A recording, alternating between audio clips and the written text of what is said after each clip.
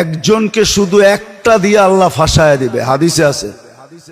এক ব্যক্তিকে কিয়ামতের দিন বলবে আমি খাওয়া চাইছিলাম, খাওয়া নাই। আজকে যদি খাওয়াইতা তুমি ওই সময়, তাইলে ওই যে দেখো আমার ভূপে মানুষ খাইতেছে 70 হাজার আইটেম, তোমাকেও খাইতে দিতাম। শুধু এক দিনের একটা আমল দিয়া ফাঁসায় দিবে। তো বান্দা বলবে আপনি কখন খাইতে চাইলেন? আপনি চাবেন আমি দিব না, এটা তো হইতেই পারে না।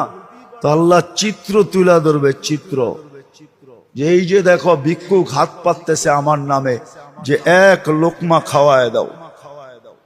তুমি তাড়ায় দিছিলা, ওকে খাওয়ায় দিলে আমাকেই খাওয়ানো হইতো, আজকে আমিও বুপে খাইতে দিতাম। এক আমল দিয়া ফাঁসায় দিবে। যাও আজকে সড়ো। আরেকজনকে আনবে, বলবে তুমি, তোমার কাছে আমি কাপড় চাইছিলাম, তুমি আমাকে কাপড় পরাও নাই। তো বলছে আল্লাহ আপনি কাপড় চেয়েছেন আর আমি পরাই নাই, এটা হয়তো হয় কি কইরা?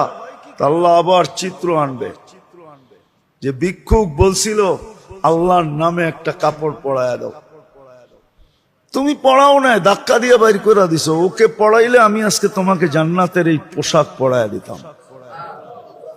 এক আমল দিয়া ফাঁসায় দিবে। ভালো মতে বোঝেন, কাজে দিবে, নাহলে চলে যেতে হবে, শুধু আফসোস করব। ওই দিন বলা হবে, কোরআনে লেখা আছে লুমু আনফুসাকুম ফালা তালুমুনি। নিজেকে নিজে যত গালি দিতে পারো দাও। আমরা সুযোগ দিছিলাম, আমরা এই জন্যই নাজিল করছিলাম, সব কাজের দোয়া এই জন্যই দিছিলাম। আজকে তো মুসলমানের দুরবস্থা ভাবতেও খারাপ লাগে।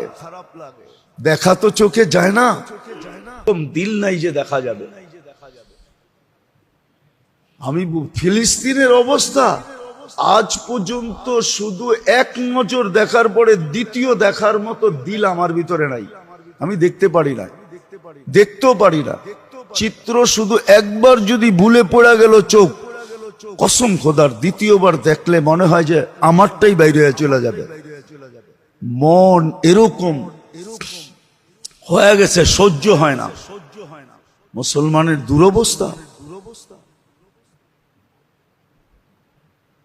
ভাবতে গেলেও এখন সারা রাত্রের ঘুম উড়া যায়। সত্য এটা। কেন এই দুরবস্থা হবে? ছেড়া দিছি আমরা ইবাদত বন্দেগী, ছেড়া দিছি তসবিহ তাহলিল, ছেড়া দিছি জিক্র ইবাদত।